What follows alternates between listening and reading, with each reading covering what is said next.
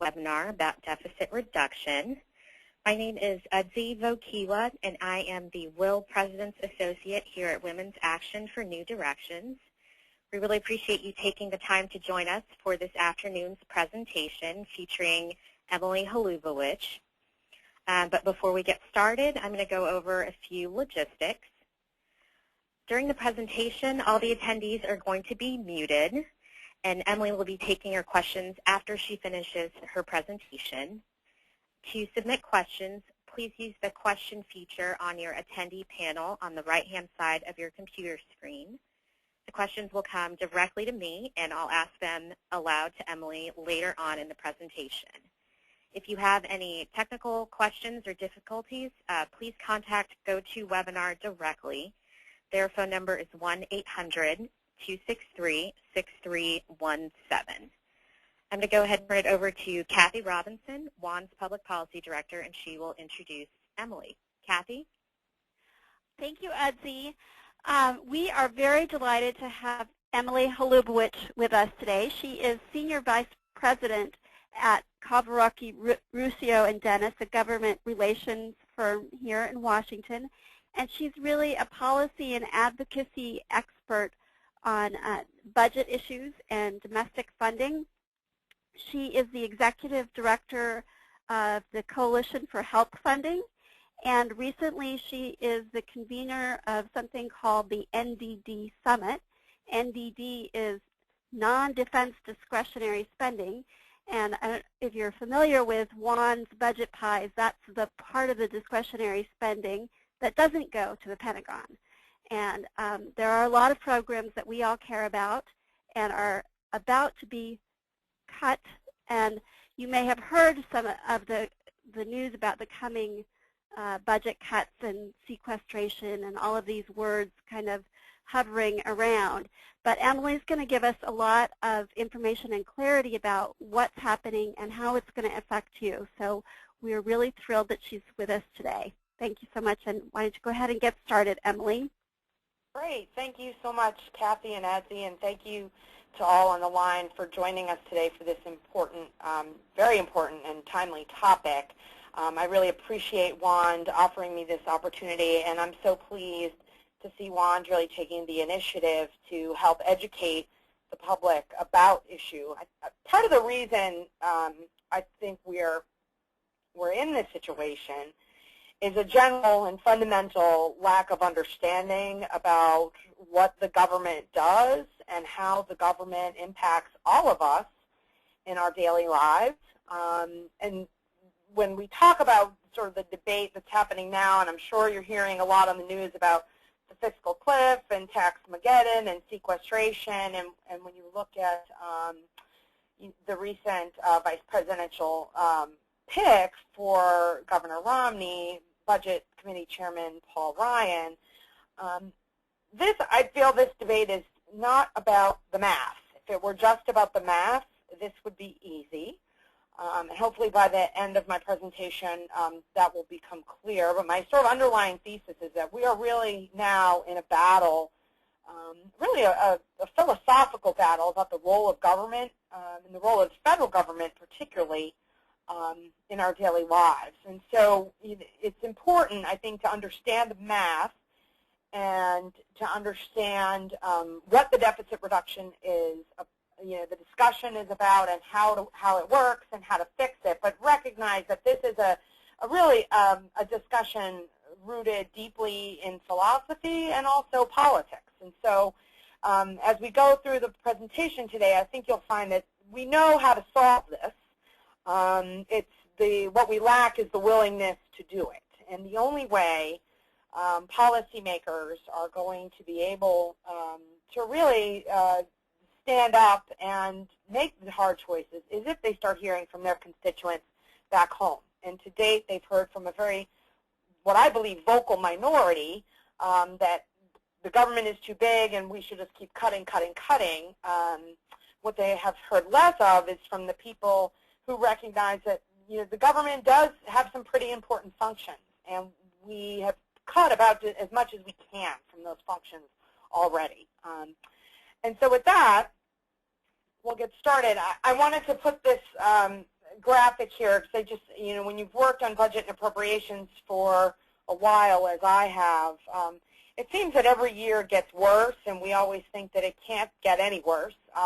I would say that we're probably in the worst of times in terms of what non-defense discretionary programs are facing. Here we have the train wreck has already happened. This is foreshadowing, I think, really what will be the death blow to a lot of non-defense discretionary programs, and that's sequestration. So we're going to talk about that in more detail today.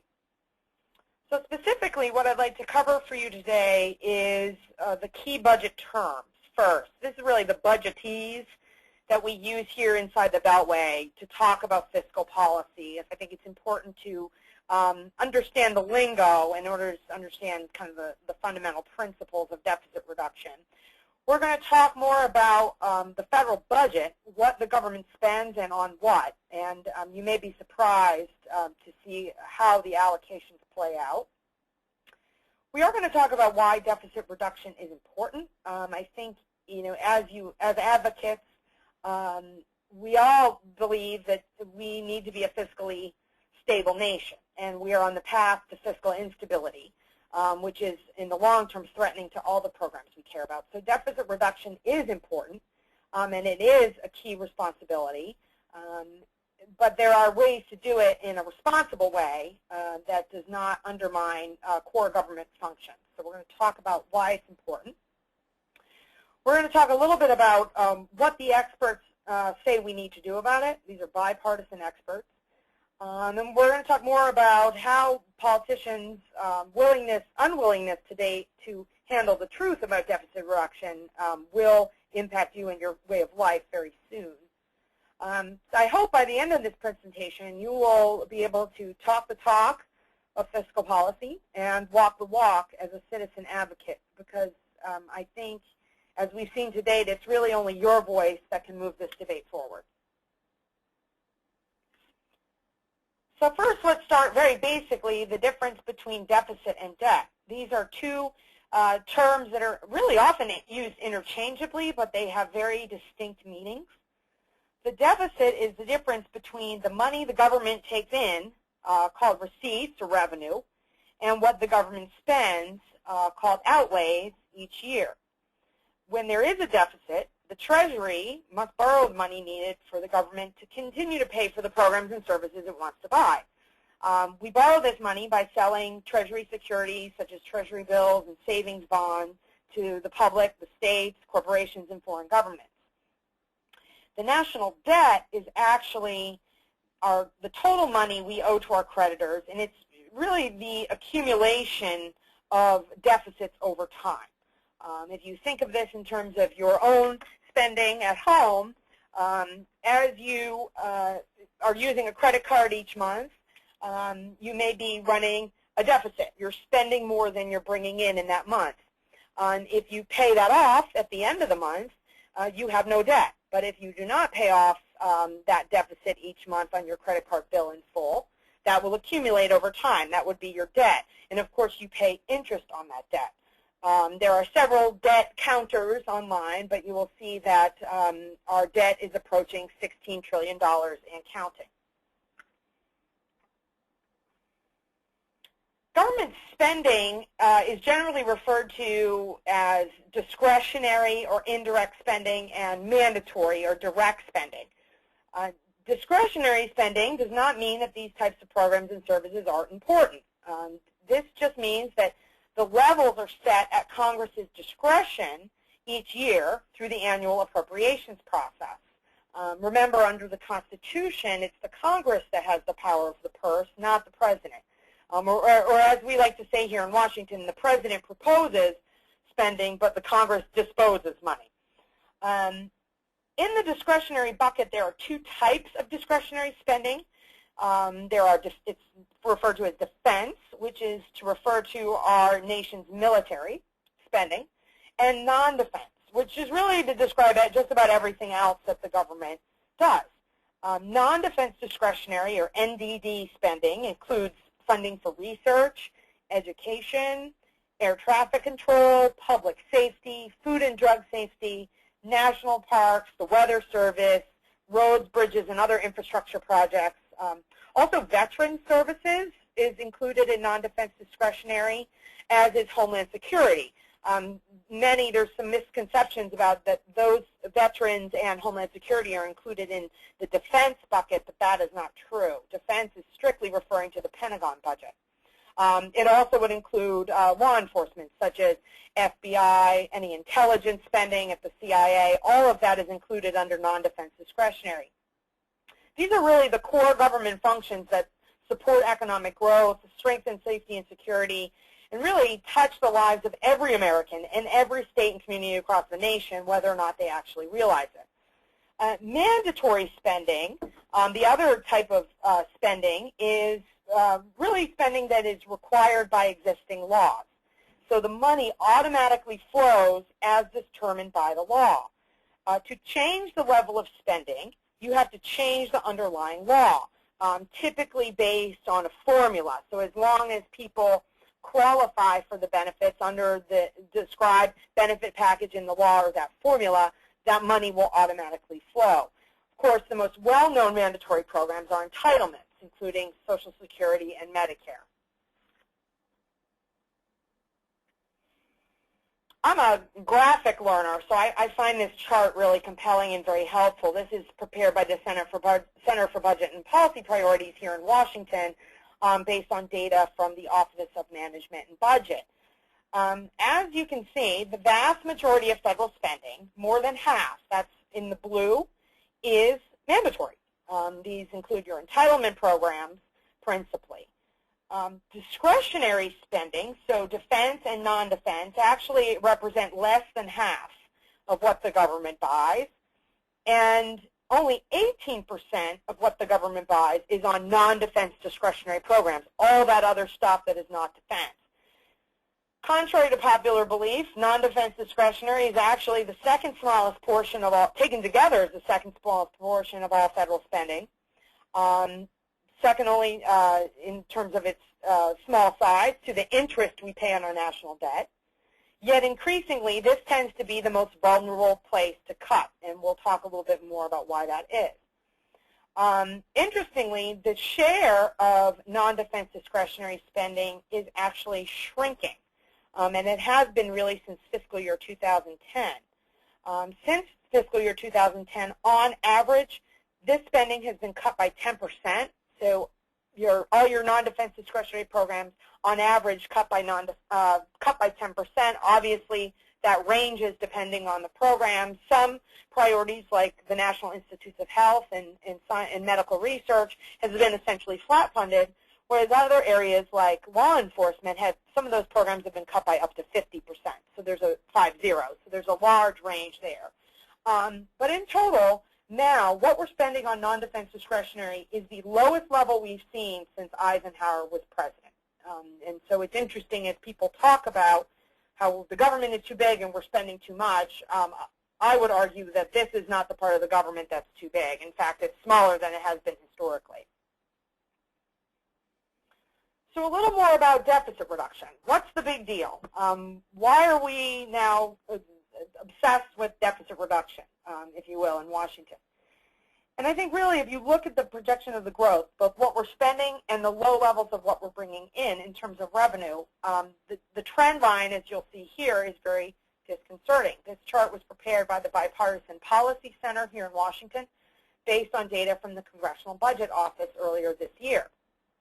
What we see is that if nothing changes, if we continue to spend at the same levels, both mandatory and discretionary, and we continue to have historically low tax rates and bringing in less revenue, and again, part of less revenue comes from the recession itself, high levels of unemployment, people not working, and not therefore not having any wages to pay taxes on, our debt will reach 100% of our gross domestic product by 2027, our gross domestic product, or GDP, which is the market value of all goods and services produced within a country in a given period.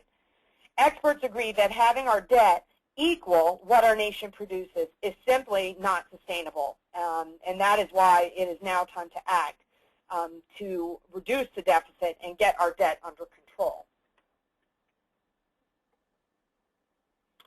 And remember, the debt is the accumulation of our deficits over time. Deficits being the difference between what the government buys and what we bring in through tax revenue. And there are really two drivers of our deficit and thus our debt. So how do we get into this mess?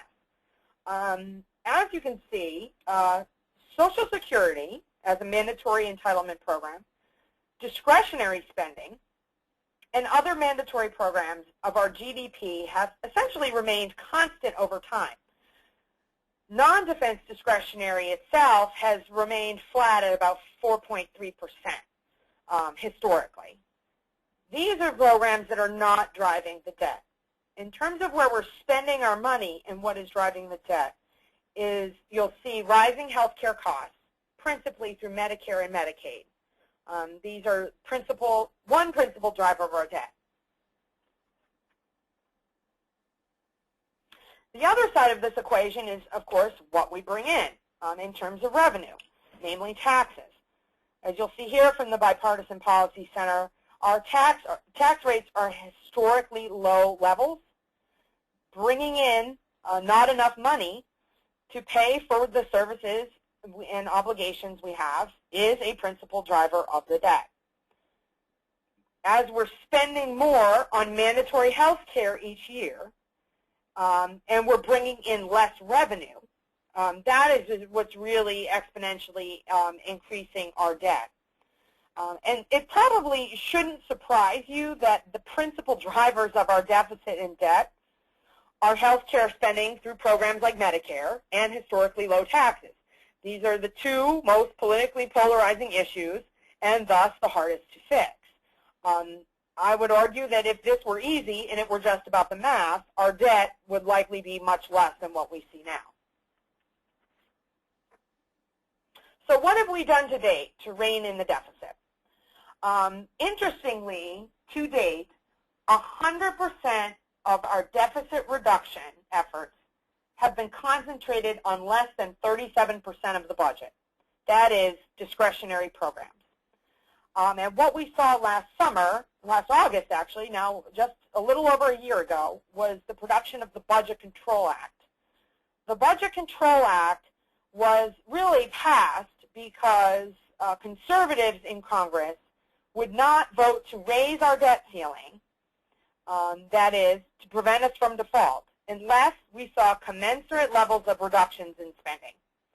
And so what we had in negotiating that deal, really in the 11th hour before we reached our debt ceiling, was the Budget Control Act, and it came in two phases. We saw phase one is a $900 billion cut in spending to compensate for raising the debt ceiling at the end of 2011. And that was implemented through discretionary spending caps. So what we've seen is essentially a cut and then freezing discretionary spending over the next decade. For fiscal year 2013, discretionary spending is capped at $1.047 trillion. The second phase of the debt ceiling increase, that is to carry us through November 2012, that's obviously an interesting date and very strategic, was to offset that $1.2 to $1.5 trillion debt ceiling increase, was an offset that was to be determined by what we call the Super Committee. The Super Committee was a bicameral, bipartisan committee of 12 members of Congress, and their charge was to identify up to $1.5 trillion in savings over the next 9 years. And this was to be done through any means necessary, additional spending cuts, addressing entitlement reform, and also addressing tax reform. As established in the Budget Control Act, if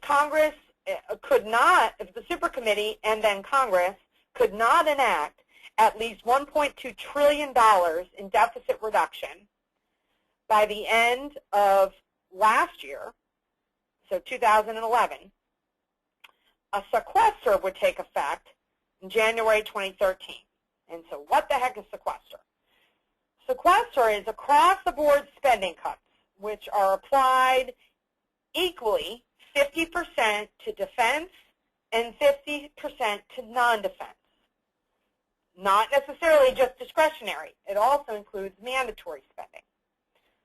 Several mandatory programs are exempt from the sequester: Social Security, Medicaid, many low-income support programs. And cuts in Medicare, essentially provider payments to hospitals and physicians, are capped at 2%. What we see then for non-defense discretionary spending is a cut of 8% across the board, at least, to essentially all non-defense discretionary programs.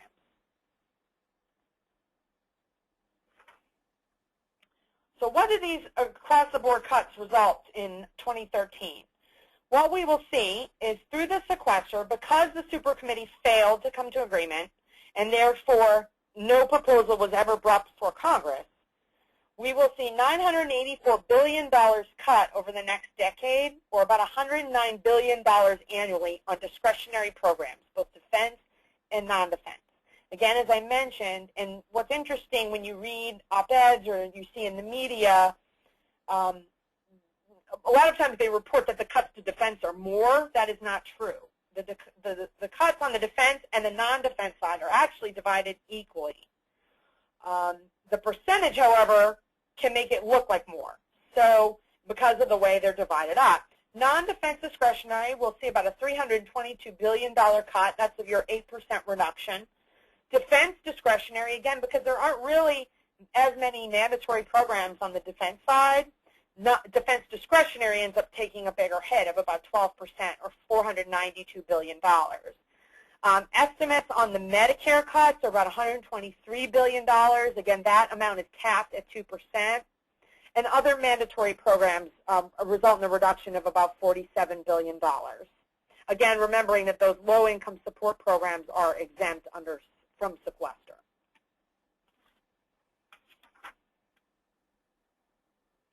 So how do we fix it? There have been several bipartisan groups of experts, including the President's Fiscal Commission, which was chaired by Bill Clinton's former Chief of Staff, Erskine Bowles, and former Senator Alan Simpson. This is known as the Simpson-Bowles Commission. They have said that we need to reduce our deficit by $4 trillion over the next decade to have a meaningful impact on our debt. To do this, they have recommended reducing discretionary spending, defense and non-defense. And interestingly, when you read the Simpson-Bowles recommendations and other bipartisan committees' recommendations, the Budget Control Act, as implemented, has actually already implemented their recommendations for discretionary spending, essentially a $1 trillion cut over the next decade. They've recommended reducing mandatory spending through entitlement reform and really trying to get a handle on increasing health care costs. They have also recommended increasing revenue through tax reform. One of the items that's being discussed now, obviously, at the end of this year, we see the expiration of the Bush tax cuts. In fact, if the Bush tax cuts were to expire for everyone, that gets you about $3 trillion. So you could do what Simpson-Bowles have recommended, that $3 trillion in combination with the Budget Control Act, and we're done. Of course, tax increases in an election year are a political non-starter. And so one of the proposals you've seen kind of going through the Senate now, and what the Democrats have been pushing, is allowing the Bush tax cuts to expire for any family making more than $250,000 a year, and keeping them in place for other, as they define, middle-class families.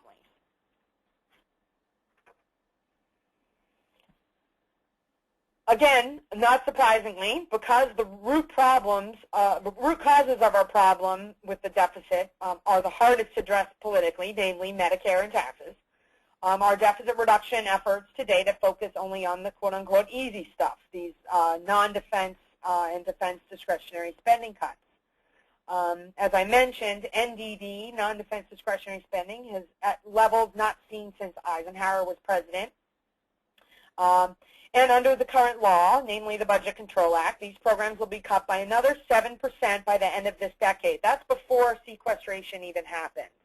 And so what you end up with is levels for non-defense discretionary spending that are historically low. They've been about 4.3% on average in the last 50 years we've been tracking this. Under the Budget Control Act, they're reduced to 2.8% of GDP. Just to note, Chairman Ryan's budget, the Path to Prosperity, would actually reduce these spending levels to 1% of GDP, levels I don't think ever seen. That's before the sequester even hits. Once you take into account the cuts that have happened to date to non-defense discretionary spending since fiscal year 2011, the Budget Control Act caps, and sequestration, you're looking at least a 20% reduction for many programs. This is avoidable, however. There is a reason there was a year before sequestration took effect when they drafted the Budget Control Act. The hope being, really the safety net or the parachute here, was that Congress could come together and reach a compromise on a balanced deficit reduction plan before January 2013 in order to avoid the sequester. If Congress cannot come to a resolution before the end of this year, sequestration will hit. Sequestration, admittedly, is a blunt budgetary tool that no one likes, and that was the point. It was a trigger in the law that, again, both Democrats and Republicans supported, although now there's a lot of finger-pointing going on about who's responsible for the sequester. But the Budget Control Act was bipartisan, and Democrats and Republicans supported it. And the idea was that sequestration would be so horrific and so bad that it would force the two parties to work together on a meaningful and balanced deficit reduction plan. To date, they have failed. And so what we could see, again, is this 8% reduction that is going to hurt bipartisan priorities across the board. It's going to impact jobs in the research, education, public safety areas and beyond. And again, both parties agree that this will be devastating to our struggling economy and our national and economic security, and yet still to date they failed to reach an agreement. So why should you care about sequester? Several studies, namely one by the Aerospace Industries Association, has found that sequester will cost up to as many as 2 million jobs, about 1 million on the defense side and 1 million on the non-defense side. What this means on the non-defense side, just to make this more real, is that you'll have fewer teachers in classrooms, and so classroom size may increase. You'll see it take longer to find cures for debilitating diseases like cancer and Alzheimer's. You'll likely see fewer police on the streets. So crime rates may go up in communities, and gang violence will increase. You'll see fewer drug and food inspectors. And so in my field where I work in health funding, particularly public health, it will take longer to identify when there is an outbreak. And finally, I think one that's a pretty compelling example that impacts everyone, the Center for American Progress has done some analysis on this and the impact on air travel, both domestic air travel, international air travel for personal reasons, but also commercial. And what you'll see is with fewer air traffic controllers, you'll have fewer flights, potentially flightless Fridays, or you may see particularly smaller airports in rural areas closing altogether. And so again, you know, as we're looking at this and how we got here and why are we still in this mess, it's a math issue. It's math, but it's not as simple as math. It really is the politics. And it's clear that spending cuts alone will not balance the budget. In fact, you could eliminate, completely zero out all non-defense discretionary programs and services, and you still will not balance the budget. And as the Bipartisan Policy Center has shown, the cuts alone will not stop deficits and the growth of the debt.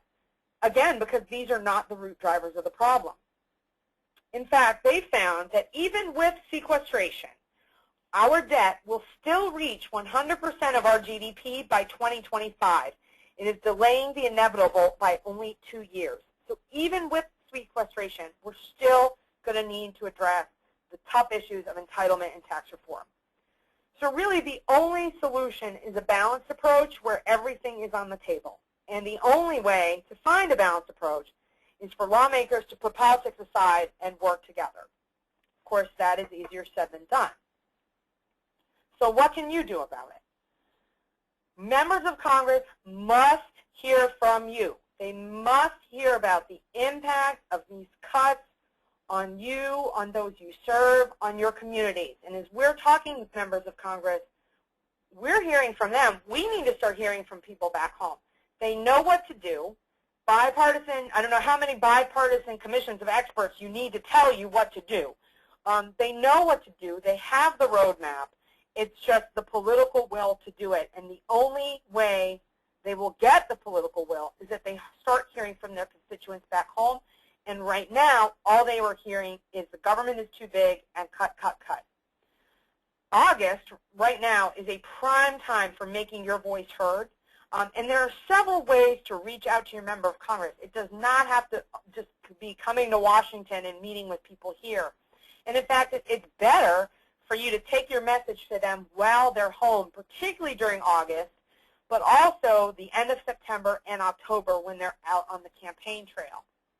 Many members of Congress hold town hall meetings back home. And you can find out when your member of Congress is holding a town hall meeting simply by going to house.gov or senate.gov, looking up your member of Congress, and signing up for their email listserv. They all do now email newsletters, and they will promote when they're back home and when they're having events through those newsletters. One great idea to reach your lawmaker, again, because they're always looking for opportunities for media and visibility, particularly back home, is invite your lawmaker for a site visit. If you have a health clinic or you're a teacher, invite that lawmaker for a visit, show them what you do, and make sure when you do that, invite local media. Try to get some earned media and get them on the spot and talking about a balanced approach and sequestration. Obviously, you can pen a letter to the editor or an op-ed. All members of Congress, probably more than the national papers, they read their papers back home. And their staff give them clippings every day of what people are saying back home. So you don't have to try to get to the Wall Street Journal editorial board or the New York Times. Something as simple as the Picayune Times back home. And again, August is a slow time for news. So it's a great opportunity, also even reaching out to local radio stations or local TV stations, again, to get that message into the media and get some earned media back home. And finally, all members of Congress have congressional staff back home in the district or the state. So again, if you want to go in and visit your member of Congress or their staff, you can do that back home. You don't have to do that here in Washington. And really what you have to do is tell them we need a balanced approach to balance the budget. Cuts alone are not going to do it, and we need a balanced approach to avoid the sequester. President Obama has made it very clear it's balance or bust. He will accept no proposal that is not balanced. He will accept no bill that delays the sequester or exempts things from the sequester. As you probably know, there are a lot of members of Congress out there saying we need to exempt defense from the sequester, which would mean that non-defense programs have to bear the brunt of responsibility for those cuts. The President has said straight up, nothing will be exempt. There are no carve-outs. Only a balanced approach will do. And so if we're going to avoid the sequester, that's what we need members of Congress to do. We don't expect you to do this all on your own. We're really here to help you. The group that I've been working with, the NDD Summit, which is a group of 60 leaders of various coalitions representing communities that support non-defense discretionary programs across that spectrum, from law enforcement to natural preservation and conservation. We put together a toolkit available, and I'm hosting this on my Coalition for Health Funding's website, publichealthfunding.org. On this website, you'll see not only various reports and examples about the impact of sequester, But what we prepared for you are frequently asked questions about the sequester so you can learn more. We have tips on how to do an editorial with a sample op-ed and a sample letter to the editor that you're welcome to customize. We have a tip sheet on how to find out about a town hall and then what to expect when you get there, with some sample questions and talking points for you to get at the microphone and put your member of Congress on the spot. We've also created a flyer for you to distribute at these events and get people really thinking about what exactly does it mean when we keep cutting federal programs. Because what's interesting is in polling, 80% of Americans say the government is too big. But when you ask those same people in that same poll, well, should we cut medical research? Should we cut education? Should we cut funding for housing? The answer is no, no, no, no. So when people understand what the cuts are and where they're coming from, they do not support those cuts. So there's clearly a disconnect there. And part of winning this argument is connecting the dots for people about, again, the important role of federal government in their lives in supporting these programs. We've prepared a tip sheet for you if you want to have a press event, either with your member of Congress or just by yourself back home. Here's how to get the media there. And we've also created a social media tip sheet with some sample tweets. If you don't have a Twitter account, you should. I know it's scary for a lot of people. All members of Congress have Twitter feeds, and they actually read them. So it's the most direct way to reach your member of Congress. And so we've created some sample tweets for you about deficit reduction and a balanced approach that you can directly tweet to your member of Congress at any time.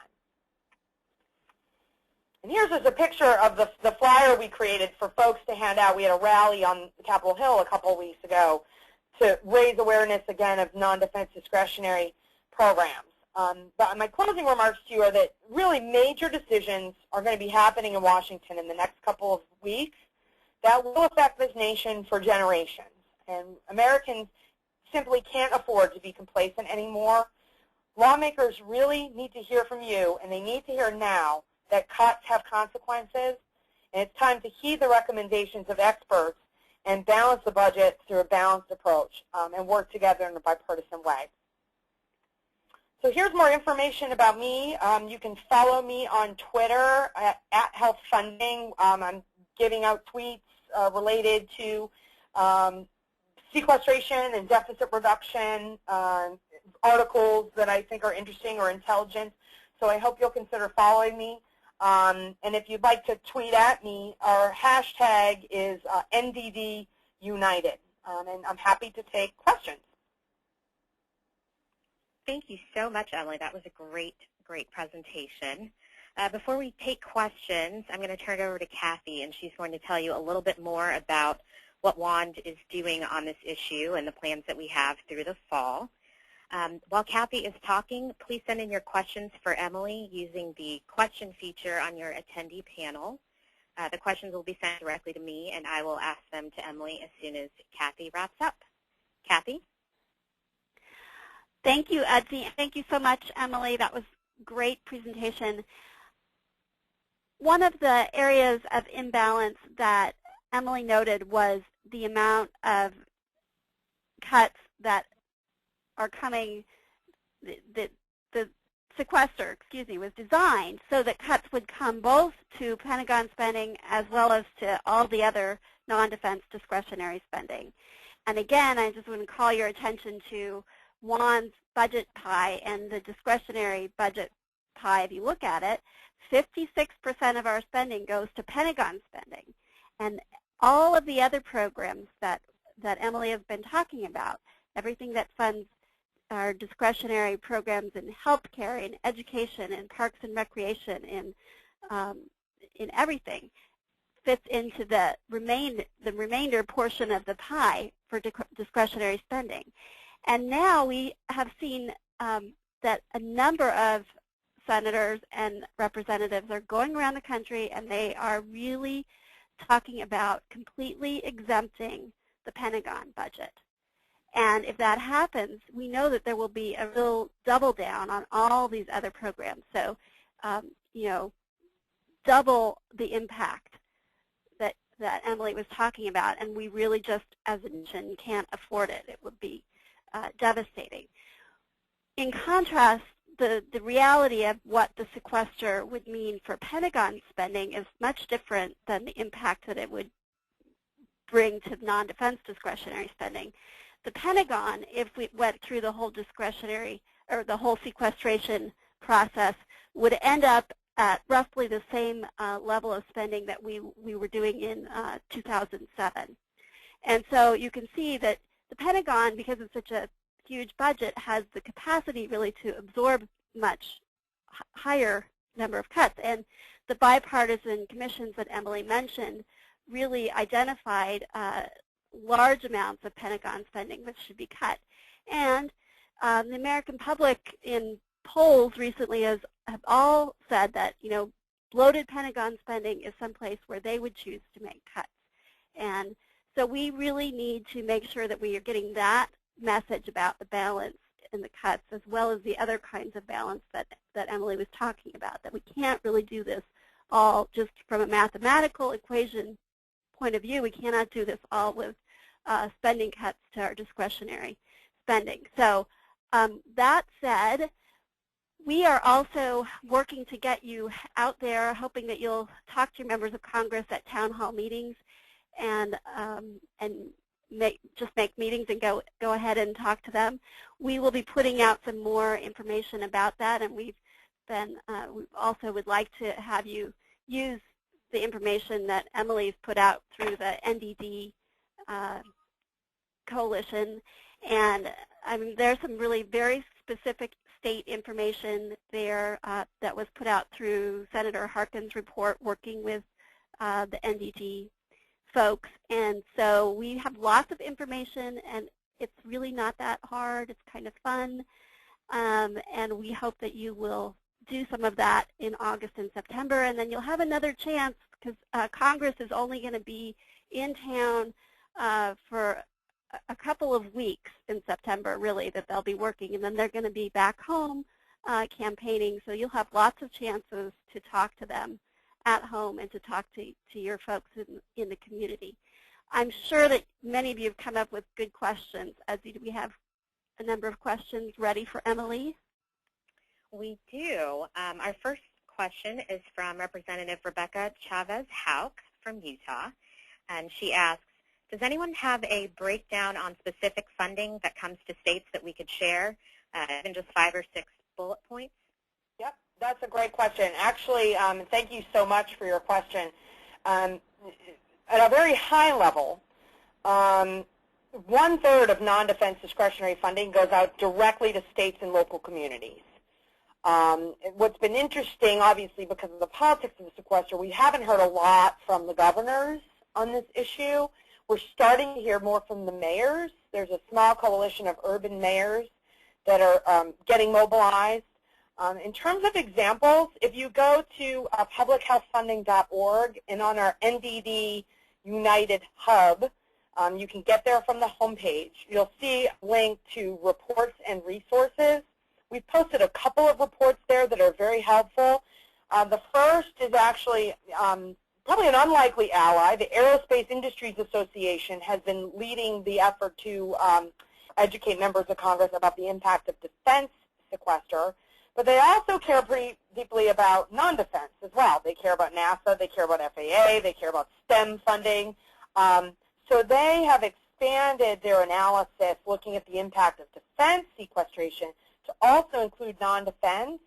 And in their report, you will see a breakdown by state of the estimated impact on gross state product, so that's the GDP for the state, essentially, and also the impact on the state income.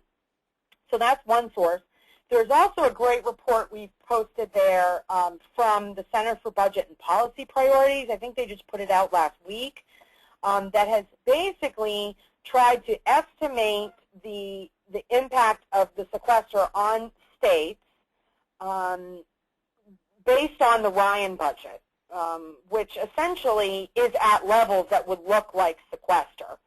So that, I think, is a really useful source, and they break it down with examples for education, for public health, for housing, and sort of by bucket. Very useful source. Finally, Senator Harkin, who's chairman of the Labor, HHS, and Education Appropriations Subcommittee, his staff put out an analysis by state for programs within that subcommittee's jurisdiction. So that's Health and Human Services, Education, and the Department of Labor. And they've got some good impact examples by state as well. So all of those resources you'll find on publichealthfunding.org. And before we get to the next question, I'd just like to add to what Kathy was saying about raising the noise level and the visibility. We in our community, we tend to overanalyze and, oh, well, we can't say that, or we don't have the data to support that. There is nothing stopping the defense community from saying, essentially, if we cut $1 from the Defense Department, we're going to go to war. There is no evidence to back that up, and yet it doesn't stop them from saying it. So I think, as we're talking about the impact of these programs, it's not just about the numbers and the examples, which is what you'll see in these various reports. Almost more important, the numbers without context are meaningless. It's really about the story, and that's where grassroots can really come in. Put some meaning and some faces behind those numbers. That's where you're going to add the most value. So the examples and the numbers are important, but more important are, if you're a state legislator, what is that going to mean? How can you run your state when you're losing 10% of your gross state product coming from non-discretionary funding? How do you run a major city with those types of cuts? Those are the stories that only you can tell. So I would just add, don't be afraid to use some hyperbole and really talk about how devastating these cuts are going to be. Okay, great. Our next question is from Marcia Borowski, and Marcia asks, could you please give again the percentage of GDP that the non-defense discretionary programs have been at under Eisenhower until the last decade and now, and what is the source for these figures? Sure. So the data that we have are historically, non-defense discretionary spending has been about 4.3% of our country's gross domestic product, or GDP. About less than 1/5 of our all federal spending. If you look back, and actually on publichealthfunding.org, one of the resources we have available is an NDD fact sheet. We have a great graph on that fact sheet, so you can see the trend line over time. This data comes from the Center for Budget and Policy Priorities created the graph, but it's based on data from the Office of Management and Budget and the Congressional Budget Office, which are essentially the budget arms of both the administration and Congress. Under the Budget Control Act, so that's before sequestration, just the discretionary caps, NDD spending will decline to 2.8% of GDP, and that is, as you'll see in this graph, the lowest level in at least 50 years. Now, last time I checked, our country looks a lot different than it did when Eisenhower was president. So you can imagine really how devastating this could potentially be to our infrastructure. And one of the things we've been trying to talk about, again, is this hysteria around, oh my God, the impact on defense spending. It's really not just the interconnectedness of non-defense programs, but really the connectedness between non-defense programs and defense programs. No matter how much money you put in defense, I don't know how you can have a strong military if everyone is fat and not educated. You have to have a healthy, educated pool of recruits for your soldiers on the ground. How can we have the best technology if we're not investing in science? And again, education for the future generation of scientists. Military technology is not something we can outsource to other countries. And so it's trying to explain to people, all these things are really related. And if you start chipping away at the non-defense discretionary side, you may think you're saving defense, but you're not. In the long term, you're going to undermine our defense investments as well. That was a little off course, but those are the numbers for GDP. And again, on publichealthfunding.org, under our NDD United Hub, you'll find a great fact sheet with that graph of NDD spending as a percentage of GDP from 1962 through 2022 under the Budget Control Act caps. But again, that does not include sequester. So sequester would be even lower. Okay, our next question is from Douglas Estes. Douglas says, a reduction in spending wherever it is means a jobs reduction. Regardless of what is cut or what side the cuts come from, what can be done to ensure that there's a relatively painless transition to new jobs for the ones that are lost? You know, that's a great question, and I don't know that we have the answer to that. There are some, obviously, on the extreme side that would say it is not the federal government's job to create jobs. You know, obviously, I think we can see the beginning of this now with the cuts we've already seen to date. Part of the reason unemployment has essentially remained unchanged is because we're seeing private sector job growth, but the public sector is decreasing. And so there's a net zero there in terms of overall unemployment. I know for us in the public health arena, already just since fiscal year 2010, we've seen 55,000 public health professionals laid off. That does not even include public employees who are being furloughed, where they're getting paid the same amount to do the same amount of work, and they may not be working on a Friday, and so they're getting actually paid a little less. For us in the public health community, we say, you know, a natural disaster or an outbreak doesn't wait to happen when you're not on furlough. And so, you know, as you see the erosion of these really high-skill, very important jobs, I don't know, without, again, additional investment, there's a lot of opportunity to recreate job growth in these areas. I think it's also important to remember that there's a reason the federal government has expanded its scope, essentially, over time to pay for these types of functions, and it's because there is no market value to the private sector doing this work. These are also things that you as an American citizen can't do yourself. You can't run a clinical trial out of your kitchen. You can't test your own food to see if it's safe. I mean, these are core. You can't go outside and fill the potholes on your street. You know, so it's, again, I think reminding people not just that these programs are important or the jobs are important, but these are jobs and programs and services that no one else is going to do, and it's not going to be the private sector. You know, so I think that's, again, knowing where these folks are coming from with this mentality, we got to keep cutting the government, I don't need the government. It's connecting those dots for people and saying, you actually kind of do need the government. And we've trimmed the fat. We're down to the bone for a lot of these programs, and the sequester is going to cut into the bone.